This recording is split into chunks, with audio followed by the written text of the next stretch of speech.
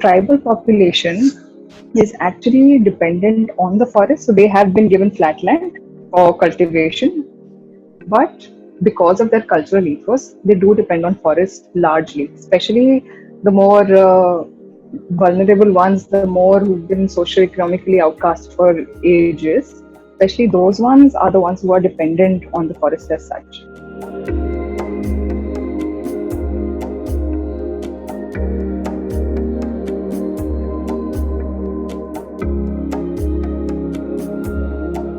For any community which has an ancestral domain that has been taken over by the forests by way of making it into a reserve area or by way of protecting it or by way of whatever control that the departments have taken it into.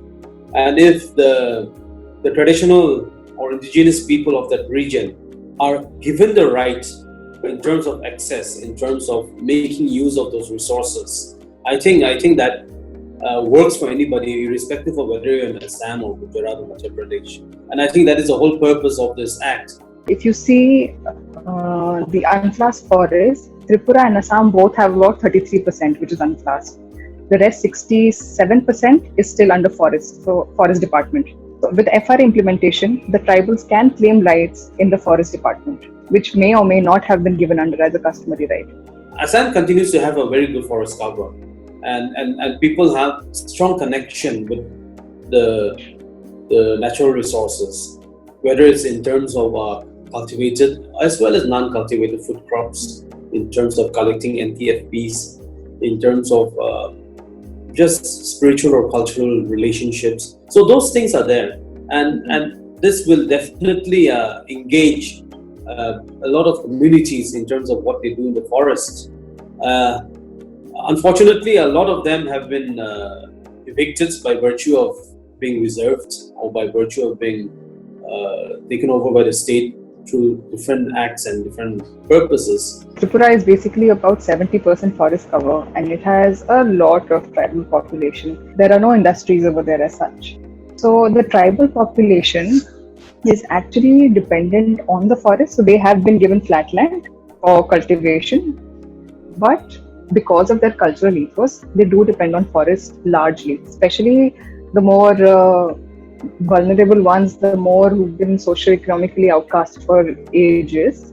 Especially those ones are the ones who are dependent on the forest as such. So they still practice Jhum, they still require NTFP, and they reside inside the forest. So the exposure of these tribals was very limited. It is, of course, increasing, but their livelihood and their lives revolves around the forest largely.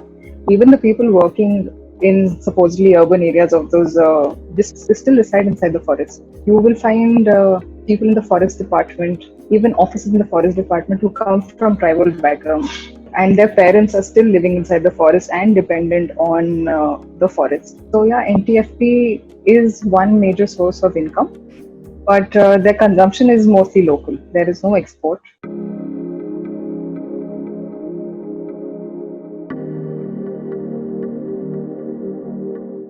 If you look at states like Nagaland, which has 29% of the forest with the communities. If you look at states like Mizoram, where more than 20% is with the communities. And across the region, more than 1/3 is with the communities of forests.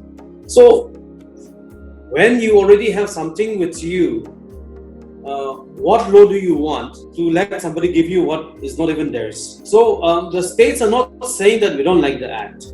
The states are not saying that this act is not implementable.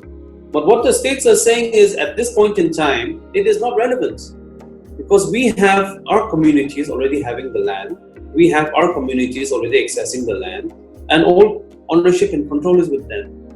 So that is the main reason why the states in the Northeast have said this is not relevant, because of these factors which is there. And then with regard to other land users, whether shifting cultivation or other forms of land use systems, the states already have the Jhumland Act and Shifting Cultivation Acts and other acts which govern the activities anyway.